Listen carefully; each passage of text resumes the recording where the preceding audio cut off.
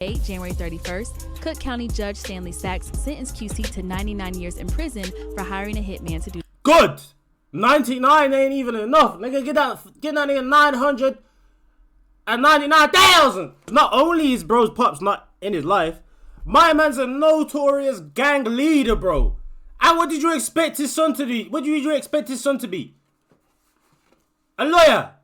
The plan to stack his own bread up. Young QC wondered who might be the best person to hit a lick on. That's when his thoughts had one person in his mind, his own mom's.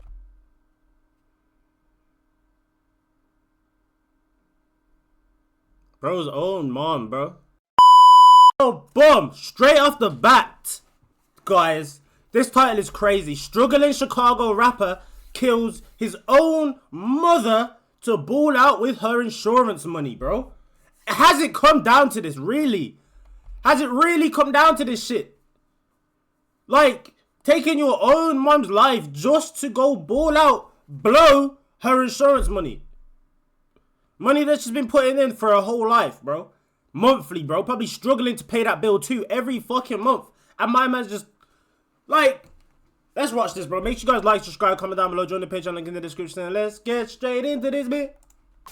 I'm on a whole different level with this, man. I take this serious, man. So you can't put me in the same category as the others. Let me tell you what I did to get that seat, Miss Stone. I innocent females. You feel me, man? I don't play no games. You feel me? I don't play no games, man. You know, I do this for real, bro. I don't got no problem with giving back, man. Kwame Wilson lost his mother to gun on November 14th. My mother, she was a neighborhood woman. A guy entered her home, you know, and murdered her, you know, just. So he decided to have his mother to get his hands on her insurance policy. On Friday, January 31st, Cook County Judge Stanley Sachs sentenced QC to 99 years in prison for hiring a hitman to do. Good! 99 ain't even enough. Nigga, get that nigga 999,000. Like, 99 ain't enough. The job. Just interviewing him in Falls in a 1010 on Tier 3G. What's your name? Kwame Wilson. What's your ID number? 2013-12-24-144. Hey, yo, squad, what's the drill? Back with another video, man. There's been some crazy stories about rappers, but this one is something not even seen in movies, much less real life. Chicago rapper Young QC wanted to run up a bag by any means necessary, even if it meant murking his own moms, and that's exactly what he did. You've seen many rappers crash out for the bag, but not like this, so you know I gotta break it down. So without further ado, let's skip the play and get down to business. Born Kwame Wilson of Chicago, he adopted the rap alias Young QC to try to leave his mark in the rap game and make it big to live the lavish life. The crazy thing is, he already had the lavish life. Going back to the days as a kid, Young QC lost his pops to the justice system after he was put away for life. According to the Chicago Tribune, his pops, Jeffrey Todd Wilson, was a notorious gang leader who was charged with a hit and aggravated arson in 1990 in an apartment fire that slayed 2 men. Police said the fire was started. And this is why it's important to have pops in your life, bro. This is why, bro. Because not only is bro's pops not in his life, my man's a notorious gang leader, bro. And what did you expect his son to be? What did you expect his son to be? A lawyer. An attorney, nigga. A librarian. By Wilson and another gang member because a dope dealer who ran a house at 2662 West Monroe Street refused to pay a street tax of $500 to $1,000 a week. Now wanting her son to go down the path of the father, Young QC's mom, Yolanda Holmes, took on the strain of making sure she raised her son right. Putting in the work, she was able to give Young QC a better life, one where he didn't have to go anywhere near the streets. Anything bro wanted, he got. The freshest drop, money, jewelry, a job, expensive whips, name it, he got it, for sure. For his 16th birthday, she blessed him with a Mustang. Moms gave that boy everything. He was spoiled rotten. She was well known in the community due to her big heart and how she cared for others. She was the owner of the popular Nappy Heads beauty salon and used her success as a way to give back to families and kids. From the outside, it appeared that Young QC appreciated the life his mother provided for him, going as far as getting her name tatted on his arm. But the world would eventually discover that was the furthest thing from the truth. Bro had it all, but it still wasn't enough. He wanted the fame and the clout, but when he wasn't blowing up with his rap career, things went hella dark. He hatched a plan to stack his own bread up. Young QC wondered who might be the best person to hit a lick on. That's when his thoughts had one person in his mind, his own mom's.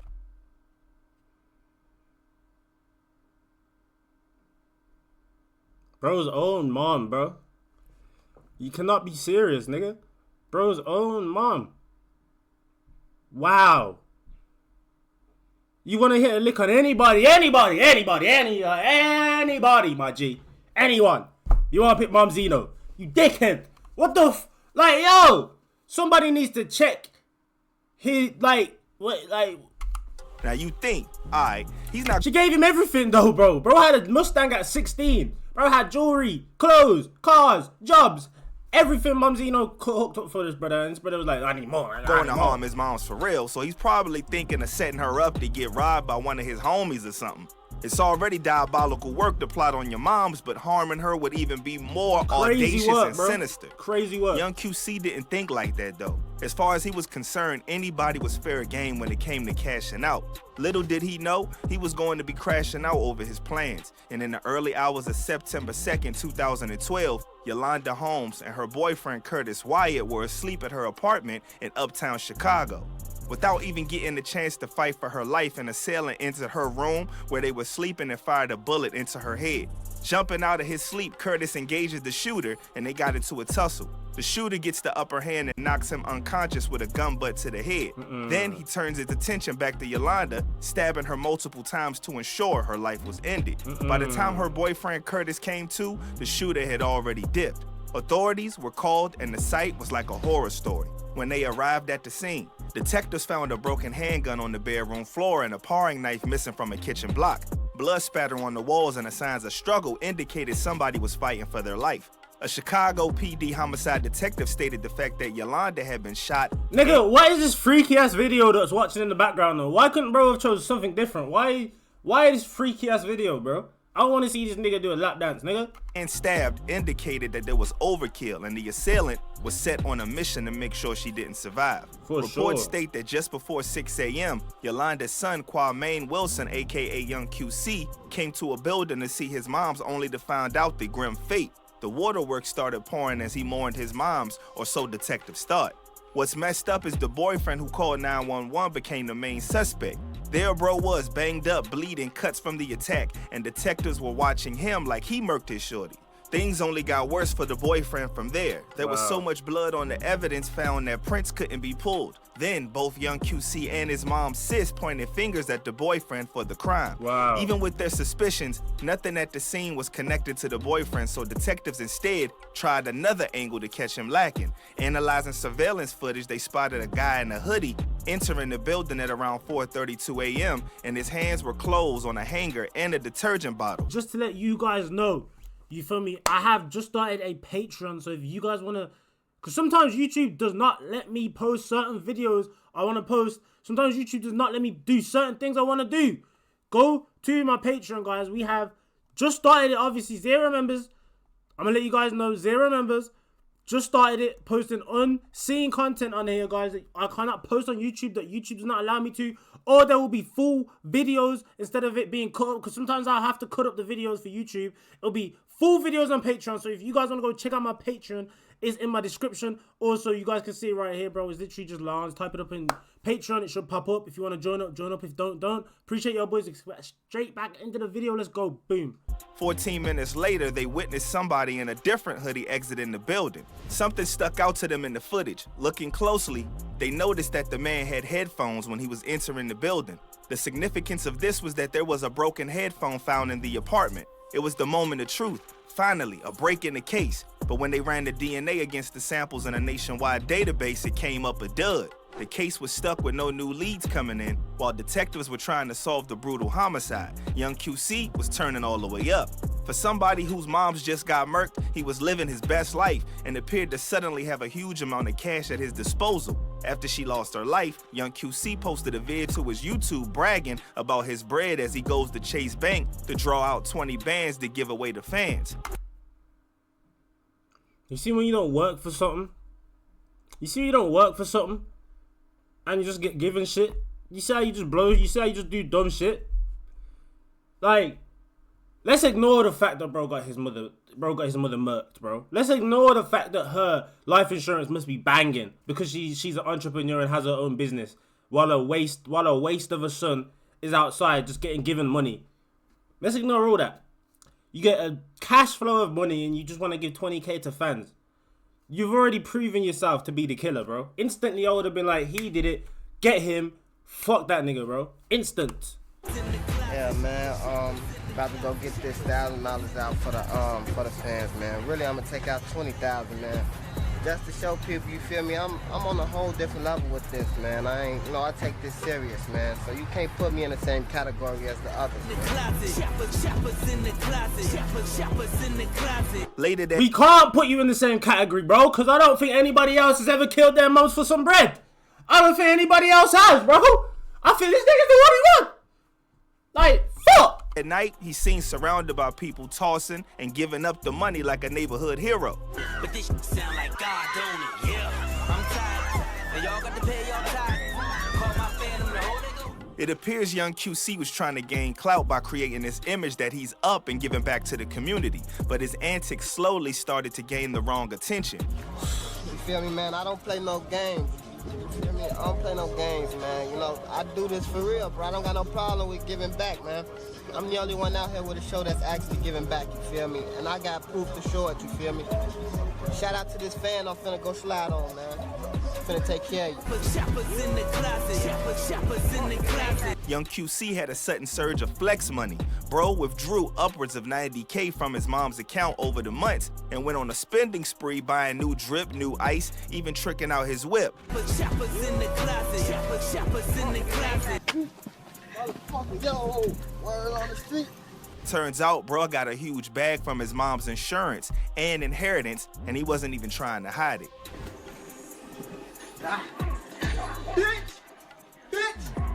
Young QC was living at large. He even spoke on his mother's passing at the attendance of a young woman by the name of Hadiah Pendleton, who lost her life to gun violence. A solemn air settled upon South State as the casket of 15-year-old Hadiah Pendleton arrived. Damn, Hers bro. wasn't a life that was 15, to bro. turn out this way.